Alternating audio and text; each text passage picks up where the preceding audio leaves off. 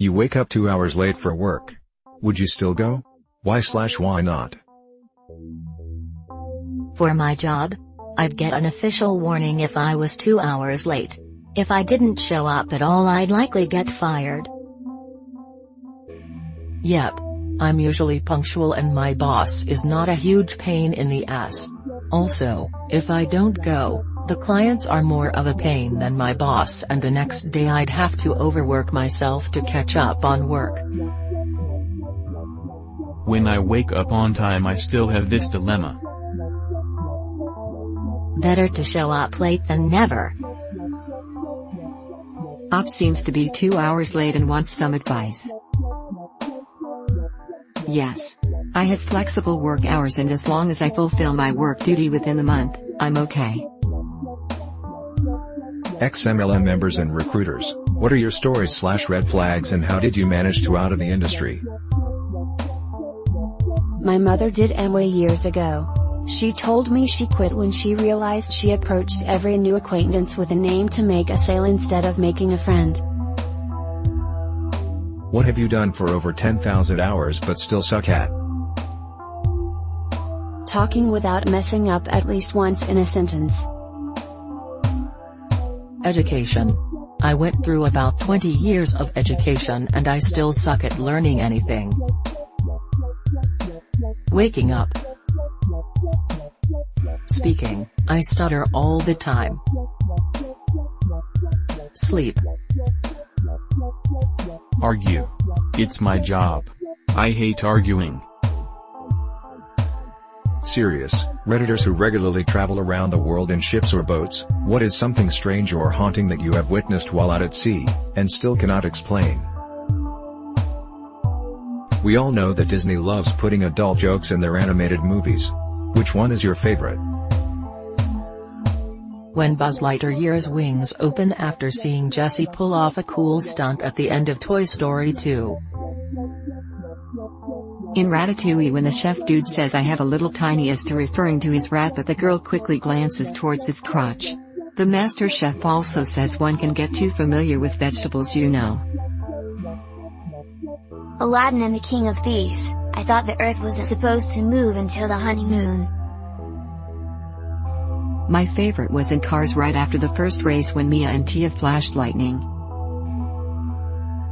When Hercules is walking with Meg after their date and he says "and then that play, that Oedipus thing." Man, I thought I had problems.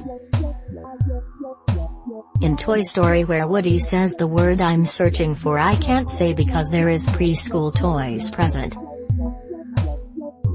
Zootopia, after blackmailing Nick, recorded him admitting to tax evasion for numerous years. I may be just a dumb bunny, but we are good at multiplying. Have you ever fallen in love with someone in a dream, and waking up feels like you're missing something? What was the dream in your story? I dreamt I had a baby girl. She was so precious and little. I woke up and I missed her. I would dream of her often. It's unlikely I will have children, so it's a sad dream to have. Children of single parents, who was the worst person your parent has dated? My dad started dating a woman who firmly believed that I was part of his old life and that he needed to cut ties with me. I was 14 and became terrified my mom would find someone who would do the same, and I'd end up with no family. Do you consider yourself lucky to simply exist? Why or why not? 3 suicide attempts. That's luck if I've ever known it. Attempts were a few years ago. I'm better and happier. I mean, when you look at how the chances of us being the sperms that hit the egg is so low, I think I am lucky, but in reality life isn't exactly great. No, as I have autism, no believes me, and I end up constantly lonely and scolded by people who don't understand/accept when I can't do things. People constantly putting you down, ignoring you and your needs gets you down. Yes, because when I was born I was really close to dying and was extremely lucky to survive my first 2 weeks of officially existing. Given the chances? Yeah, I'm quite lucky. But if I would have never existed, then I would never feel the fear of not being around anymore. What is the greatest Reddit post of all time? The drunk guy who started an AMA and ended up asking himself questions and answering them. It's an old thread. r/museum of Reddit is a sub where people post what the community thinks are posts/comments that should go down in Reddit history. I would suggest checking it out, it's quite interesting. That one where the guy asked what is something inexpensive that everyone can splurge on? And everyone answered beans. This comment about death and mourning. I would bet that No 0 Days has had the most positive impact on the biggest number of Redditors.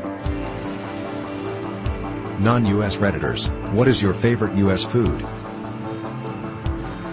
Barbecue, proper low and slow brisket, beef ribs etc. Fried chicken and waffles close second. I'd give it's American, but peanut butter. A Wendy's Baconator, I believe it's called. That's a powerful burger.